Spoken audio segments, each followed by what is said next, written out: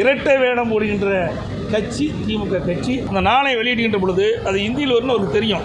அதுக்கு உடன்பட்டு தான் அந்த நாணயத்தை வெளியிடுறார். அனைத்து ஊடக நண்பர்களுக்கும் பத்திரிகை நண்பர்களுக்கும் மாலை வணக்கம். அனைத்து இந்திய அண்ணா திராவிட முன்னேற்ற கழக ஆட்சி காலத்தில் மாண்புமிகு அம்மா இருக்கின்ற பொழுதும் சரி, அம்மா மறைவுக்கு பிறகும் சரி, அதிமுக ஆட்சியில் கோவை மாவட்டத்திலும் கோவை மாநகரத்திலும் பல்வேறு பணிகள் நடைபெற்று அதனால் மக்கள் ஏராளமான நன்மைகளை பெற்றுக்கொண்டார்கள். குறிப்பாக சில திட்டங்களை இந்த நேரத்திலே தெரிவிக்க விரும்புகின்றேன். ஸ்மார்ட் சிட்டி திட்டம் 1500 கோடி ரூபாயில் அதிமுக அரசு இருக்கின்ற கொண்டு வரப்பட்டு இன்றைக்கு கோவை மாநகராட்சியில் பல்வேறு பணிகள் நிறைவேற்றப்பட்டு மக்கள் பயன்பாட்டுக்கு வந்துள்ளது. காந்திபுரம் மேம்பாலம் 194 கோடியில் அதிமுக ஆட்சியில் கொண்டு வரப்பட்டது. ராமநாதபுரம் மேம்பாலம் திருச்சி சாலை 253 கோடி ரூபாயில் கொண்டு வரப்பட்டது. ஆத்துப்பாலம் உக்கடம் மேம்பாலம் 4 நாளுக்கு முந்தி முதலமைச்சர் ஸ்டாலின் திறந்திருக்கிறார். இது அதிமுக ஆட்சியில் அடிக்கல் நாட்டப்பட்டு கொண்டு வரப்பட்ட திட்டம். இந்த ஆத்துப்பாலம் உக்கடம் மேம்பாலம், இந்த பாலங்கள் அனைத்து இந்திய அண்ணா திராவிட முன்னேற்ற கழக அரசு இருக்கின்ற பொழுது நிதி ஒதுக்கீடு செய்யப்பட்டு பணிகள் ஆரம்பிக்கப்பட்டு இடையில் ஆட்சி மாற்றம் ஏற்பட்ட காரணத்தினால எஞ்சிய பணிகள் நிறைவேற்றப்பட்டு இவர்கள் திறந்திருக்கிறாங்க. அவனாசி ரோடு மேம்பாலம், இந்த பெரிய மேம்பாலம் 1621 கோடியில் கொண்டு வந்திருக்கிறோம். இன்னும் அந்த பணி நிறைவேறலை. ஆட்சி மாற்றம் ஏற்பட்டு விடியா திமுக அரசு பொறுப்பேற்று 3 ஆண்டு காலம் ஆகிறது. இந்த 3 ஆண்டு காலத்தில் இந்த பணி ஆமை வேகத்தில் நடந்துட்டு இருக்குது. எல்லா பத்திரிகையாளருக்கும் தெரியும். நீங்களாம் இந்த ஊர் இங்கே இருக்கிறவங்க. ஆக வேகமாக நடைபெற்றிருந்தால் இந்த ஓராண்டுக்கு முன்பாகவே இதை நிறைவேற்றப்பட்டு மக்களுடைய பயன்பாட்டு கொண்டு வந்திருக்கலாம். அதுவும் இந்த அரசு வேண்டுமென்றே திட்டமிட்டு அதிமுக ஆட்சியில் கொண்டு வரப்பட்ட மிகப்பெரிய பாலம். அந்த பாலத்தையும் இன்றைக்கி கிடப்பில் இருக்கிறாங்க. பெரிய நாய்க்குமலை மேம்பாலம் 70 கோடியில், கவண்டமலை மேம்பாலம் 66 கோடியில், ஈஞ்சனாரி ரயில்வே மேம்பாலம் 19 கோடி. அது இல்லாமல் கிணத்துக்கடவு, கொத்தக்கால் மண்டபம்,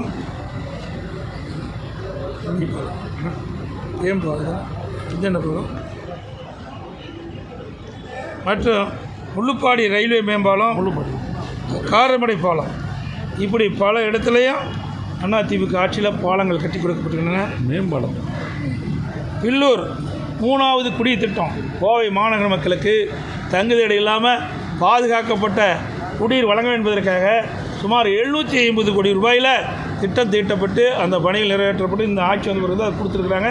இந்த திட்டத்தையும் அதிமுக ஆட்சியில் தான் கொண்டு வரப்பட்டது. அரசு மருத்துவமனை கூடுதல் கட்டிடம் 290 கோடியில் அதிமுக ஆட்சிக்கு கொண்டு வந்தோம். அத்திக்கடவு அவனாசி திட்டம் நேற்று தினம் திரு ஸ்டாலின் திறந்திருக்காரு. வேடிக்கையாக இருக்குது. 60 ஆண்டு காலமாக இருக்கின்ற விவசாயிகள் போராடிட்டு வந்தாங்க. அம்மாவில் முதலமைச்சர் இருந்த காலகட்டத்தில் அத்திக்கடவு அவனாசி திட்டத்தை நிறைவேற்றப்படும் என்று குறிப்பிட்டார்கள். அம்மாவுடைய மறைவுக்கு பிறகு அம்மாவுடைய அரசு விவசாயிகள் வைத்த கோரிக்கை நிறைவேற்றப்படும் என்று அம்மா கொடுத்த வாக்குறுதி நிறைவேற்றுகின்ற விதமாக முழுக்க மாநில நிதி 1652 கோடியும் மாநில நிதியை கொண்டு இந்த திட்டம் செயல்படுத்தப்பட்டு 90% பணிகள் அதிமுக ஆட்சியில் இருக்கும்போதே நிறைவேற்றப்பட்டது. அப்பொழுது கொரோனா வந்த காலத்தினால அந்த பணி சற்று தோய் ஏற்பட்டது. பிறகு 2021 ஆட்சி மாற்றம் வந்த பிறகு இந்த 90% பணிகளுக்கு பிறகு ஒரு 10% பணி தான் பாக்கி இருந்தது. அந்த 10% பணியை 3 ஆண்டு காலமாக நிறைவேற்றாமல் இன்றைக்கு கிடப்பில் போட்டிருந்தாங்க. இது ஏன்னா அதிமுக ஆட்சியில் கொண்டு வரப்பட்ட மிகப்பெரிய திட்டம் என்ற காரணத்திற்காகவே இதை கிடப்பில் போட்டாங்க. இந்த அரசு நினைத்திருந்தால் 6 மாதத்தில் இந்த 10% பணியை நிறைவேற்றப்பட்டு இந்த ஏரி குளங்கள்லாம் நிரப்பியிருக்கலாம். ஆகவே வேண்டுமென்றே திட்டமிட்டு தான் இந்த பணியை நிறைவேற்றலை. இதனால் 2.5 ஆண்டு காலம் விவசாயிகளுக்கு கிடைக்க வேண்டிய நீர் கிடைக்காமல் இருப்பதற்கு காரணம் விடியா திமுக அரசு. விமான நிலையம் விரிவாக்கம், அதுக்கு லேண்ட் நாம் கொடுத்தோம், தேவையான நிதியும் கொடுத்தோம். வெள்ளலூர் பேருந்து நிலையம் 168 கோடியில் ஆரம்பிக்கப்பட்டு 50% பணிகள் முடிந்தது. 32 கோடி ரூபாய் அந்த ஒப்பந்ததாரன் கொடுத்துருக்குது. அந்த பணியும் கிடப்பில் போட்டாங்க. மேட்டுப்பாளையம் புறவழிச்சாலை அதையும் 100 கோடி ரூபாய் கிடப்பில் போட்டாங்க. பாலக்காடு சாலை, பொள்ளாச்சி சாலை, மேட்டுப்பாளையம் சாலை, அவனாசி சாலை ஆகிய முக்கிய சாலை அனைத்தும் விரிவாக்க அதிமுக ஆட்சி. 6 அதிமுக ஆட்சி இருக்கின்ற போது 6 புதிய கலை மற்றும் அறிவியல் கல்லூரி கொண்டு வந்திருக்கிறோம். மேட்டுப்பாளையம், அவனாசி, பல்லடம், தொண்டாமுத்தூர், பொள்ளாச்சி, புளியங்குளம் இப்படி பல இடத்துல அரசு கலை மற்றும் அறிவியல் கல்லூரி கொண்டு வந்தோம் அதிமுக ஆட்சியில். அத்திக்கடை அவனாசி திட்டம் 2வது திட்டம், அதற்கும் அதிமுக ஆட்சியில் விரிவான திட்டம் தயாரிக்கின்ற பணி நடைபெற்று கொண்டிருந்தது. இந்த ஆட்சியில் கைவிடப்பட்டு விட்டது. அதுபோல் காவல் கண்காணிப்பாளர் அலுவலகம் 6 கோடியில், மாவட்ட ஆட்சியாளர்களும் 19 கோடியில் செயல்பட்டது. அதோட இந்த கோவை மாநகர மக்கள் இன்றைக்கு தங்குதடை இல்லாமல் பயணம் செய்வதற்கு மெட்ரோ ரயில் திட்டம், அதையும் அதிமுக ஆட்சியில் தான் திட்டமிடப்பட்டு விரிவான திட்ட அறிக்கை தயாரிக்கப்பட்டது. அதுவும் ஆம வேகத்தில் தான் இந்த ஆட்சியில் நடைபெற்று கொண்டிருக்கிறது. அதேபோல் மேற்கு புறவெளிச்சாலை அதிமுக ஆட்சியில் நிலமெல்லாம் எடுக்க பணி முடிஞ்சுது. அது ஒரு பகுதி தான் இப்போ ஒப்பந்தம் விட்டுருக்குறாங்க, மற்ற பகுதியில் கிடப்பில் கிடக்குது. ஆக இப்படி ஏராளமான திட்டங்களை கோவை மாவட்டத்திற்கு வழங்கியிருக்கிறோம், கோவை மாநகராட்சிக்கு வழங்கியிருக்கிறோம். ஆனால் விடியா திமுக அரசு பொறுப்பேற்ற பிறகு ஒரு திட்டம் கூட இந்த கோவை மாநகராட்சி கொண்டு வரல, கோவை மாவட்டத்துக்கு கொண்டு வரல. சொல்லி தற்போது இந்த கலைஞர் 100 ரூபாய் நாணயம் ராஜ்நாத் சிங் அதை பற்றி நாங்கள் என்ன கருத்து சொல்கிறது? கருத்து சொல்கிறதுக்கு என்ன, இந்தி அவங்க எதிர்க்கிறாங்க. ஆனால் அந்த நாணயத்தில் வந்து இந்தி அது உடன்பட்டு தானே அந்த நாணயத்தை வெளியிடுறாங்க.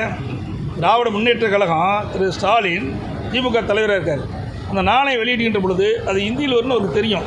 அதுக்கு உடன்பட்டு தான் அந்த நாணயத்தை வெளியிடுறார். ஆக இதிலிருந்து நான் எண்ணி பாருங்கள், தமிழ் என்று மூச்சுக்கு 300 தடவை சொல்லுகின்ற ஸ்டாலின் இன்றைக்கு இந்திக்கு ஏன் இவ்வளோ முக்கியத்துவம் கொடுக்குறாரு? ஏன்னா அவங்க அப்பா பேரில் இந்த நாணயம் வெளியிடுறாங்க. அவங்க குடும்பத்துக்கு வந்தால் அதை பற்றியெல்லாம் கவலைப்படவே மாட்டாங்க. அதே மாதிரி இப்போ வந்து ஆளுநர் டீ பார்ட்டியில் வந்து கட்சி ரீதியாக புறக்கணிப்போம்னு சொல்லிட்டு ஆட்சி ரீதியாக பங்கேற்கிறோம்னு சொல்லி முதல்வர் உள்ளிட்ட அமைச்சர்கள் பங்கேற்றாங்க. தொடர்ந்து இன்னைக்கு வந்து இந்த நாணய வெளியீட்டு விழாக்கு ராஜ்நாத் சிங் வராரு. இப்போ பாஜக கூட திமுக நெருங்கி பயணிக்கிறதா பார்க்குறீங்களா? நாங்கள் ஏற்கனவே பல முறை சொல்லிக்கிட்டேன், திமுகவும் பாரதிய ஜனதாவும் ரகசிய உறவு இருப்பதாக சொல்லி கொண்டிருந்தோம். எங்களுடைய நிர்வாகிகளும் சொல்லிட்டு தான் இருந்தாங்க. இப்போ ஊடகம் நம்ம பத்திரிகை நண்பர்களுமே நீங்கள் கேள்வி கேட்க ஆரம்பிச்சிட்டிங்க. ஆக பாரதிய ஜனதா கட்சிக்கும் திமுகவும் ரகசிய உறவு இருப்பது என்றது வெட்ட வெளிச்சமாகிவிட்டது. சில விளக்கத்தை மட்டும் நான் இந்த நேரத்தில் சொல்கிறேன். இந்த தேநீர் விருந்தை பற்றி நீங்கள் கேட்டுக்கிறீங்க. ஆர்எஸ் பாரதி திமுகவுடைய அமைப்பு செயலாளர் திரு ஆர்எஸ் பாரதியோடு ஒரு அறிக்கை வெளியிட்டார். திராவிட முன்னேற்ற கழகம் மேலக ஆளுநர் கொடுக்கின்ற தேநீர் விருந்தில் கலந்து கொள்ளாது. ஆகஸ்ட் 15ஆம் தேதி அதற்காக ஒவ்வொரு ஆண்டும் மேதக ஆளுநர் அவர்கள் தேநீர் விருந்து கொடுப்பது வழக்கம். அந்த அடிப்படையில் இந்த ஆண்டு கொடுப்பதாக அறிவித்தார். ஆனால் திமுக கட்சி அதனுடைய அமைப்பு செயலாளர் என்று கருதுகிறேன். அல்லது திமுக சார்பாக திமுக இந்த தேநீர் விருந்தில் கலந்து கொள்ளாது என்று அறிவித்தாங்க. இதற்கு பிறகு திரு அண்ணாமலை பாரதிய ஜனதா கட்சியுடைய தலைவர், நாங்கள் 100 ரூபா நாணயம் திரு கருணாநிதியுடைய 100ஆண்டு விழாவில் 100 ரூபா நாணயம் வெளியிடுறாங்க, அதில் நாங்கள் கலந்துக்கிறோம், நீங்களும் மேதக ஆளுநர் கொடுக்கின்ற தேநீர் விருந்தில் போய் கலந்துக்குன்னு சொன்னார். உடனே போய் திரு ஸ்டாலின் கலந்துக்கிறார். அப்போ திமுக சார்பாக என்ன அறிக்கை வெளியிடுறாங்க? அரசாங்கம் கலந்துக்கும், திமுக கலந்துக்காதுங்கிறாங்க. வேடிக்கையாக இருக்குது. திமுகனா யார்? திரு ஸ்டாலின் தான் திமுக கட்சியினுடைய தலைவர், திரு துரைமுருகன் தான் திமுக கட்சியுடைய பொதுச் செயலாளர். ஆக தலைவரும் கலந்துக்கிறாரு, பொதுச் செயலாளரும் கலந்துக்கிறாரு. ஆக திமுக கலந்து கொண்டதில்லை. ஆக இரட்டை வேடம் போடுகின்ற கட்சி திமுக கட்சி. எப்படி ரகசிய உருவகின்ற இருப்பாருங்க. திரு அண்ணாமலை சொல்கிறாரு, அவர் 100 ரூபா நாணயம் திரு கருணாநிதியுடைய 100ஆண்டு விழா 100 ரூபா நாணயம் வெளியிட்ட பொழுது நான் கலந்துக்கிறேன், அதில் நீங்கள் போய் இதில் கலந்துக்கிற அப்படின்னு சொல்லிக்கிட்ட பொழுது இதிலிருந்து வெளிப்படையாக தெரியுது அவருடைய உறவை வெட்ட வெளிச்சமாக்கிவிட்டது. பிறகு திமுக கட்சி சேர்ந்த நாடாளுமன்ற தேர்ந்தெடுக்கப்பட்ட பிறகு டெல்லியில் ஒரு தேநீர் விருந்து கொடுக்குறாங்க. அதில் பாரதிய ஜனதா கட்சியினுடைய தேசிய தலைவர் மரியாதைக்குரிய நட்டா அவர் கலந்துக்கிறார். ஏன் திரு ராகுல் காந்தி அவருக்கு கணக்கு தெரியலையா? அதே போல் திரு கருணாநிதி அவர்களுடைய சிலையை திறக்கிறாங்க சென்னையில். அப்போ யார் திறக்கிறா? முன்னாள் ஜனாதிபதி திரு வெங்கையா நாயுடு திறக்கிறார். அவர் யார், எப்போ இருந்தார்? அவர் பாரதிய ஜனதா கட்சியுடைய தலைவராக இருந்தார், பிறகு அமைச்சராகவும் இருந்தார். அந்த கட்சியை சார்ந்தவர் ஒருவரை வைத்து தான் திறந்தார். எண்ணி பாருங்கள், அனைத்து இந்திய அண்ணா திராவிட முன்னேற்ற கழகம் ஆட்சி இருக்கின்ற பொழுது, பொன்மனச்செம்மல் புரட்சித் தலைவர் எம்ஜிஆருடைய நூற்றாண்டு வருகின்ற பொழுது அதை கொண்டாடுகின்ற விதமாக நாங்களும் 100 ரூபா நாணயம் வெளியிட்டோம். அப்போ நாங்களே வெளியிட்டோம். பாரதிய ஜனதா கூட்டணி இருக்கும்போது கூட நாங்கள் கூப்பிடல. ஆக இவர்கள் திரு கருணாநிதி அவர்களுடைய நூற்றாண்டு விழாவை கொண்டாட வேண்டும் என்பது அவருடைய விருப்பம். 100 ரூபா நாணயம் வெளியிடுவது அவருடைய விருப்பம். ஆனால் வெளியிடுவது யார் என்று தான் கேள்வி. ஆக ஏன் திரு ராகுல் காந்தி கூப்பிட்டு வந்து இதை வெளியிட்டுக்கலாம்ல? இதிலிருந்து திராவிட முன்னேற்ற கழகம் பாரதிய ஜனதாவும் ரகசிய உறவு இருப்பது வெட்ட வெளிச்சமாகிறது.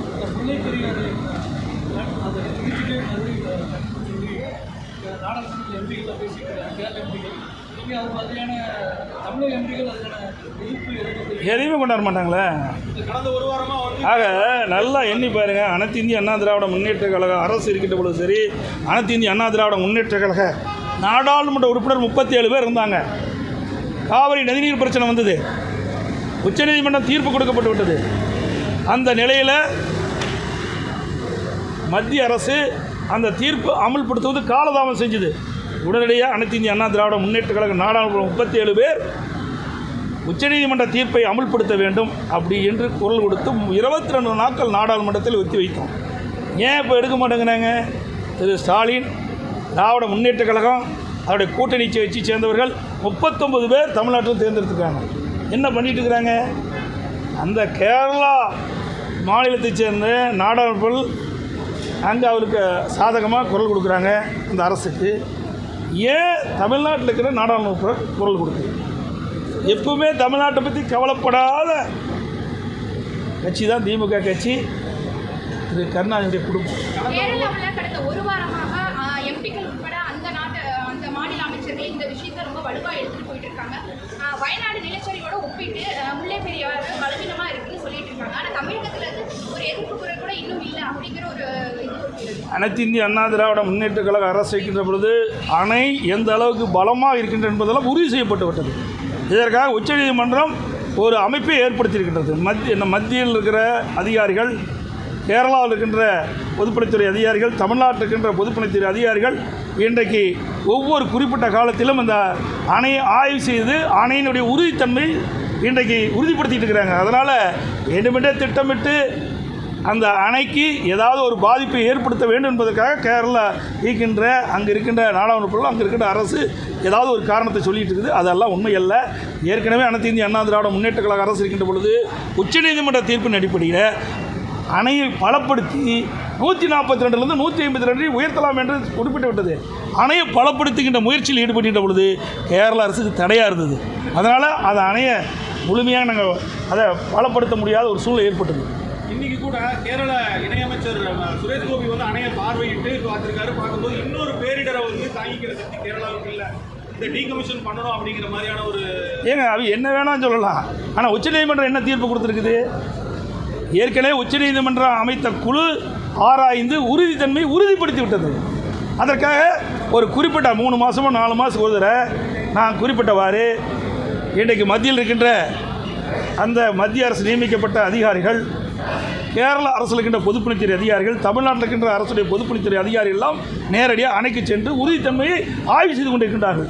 அணையை பலுப்படுத்துவதற்கு உரிய நடவடிக்கை நம்ம எடுக்கப்பட்டு விட்டது.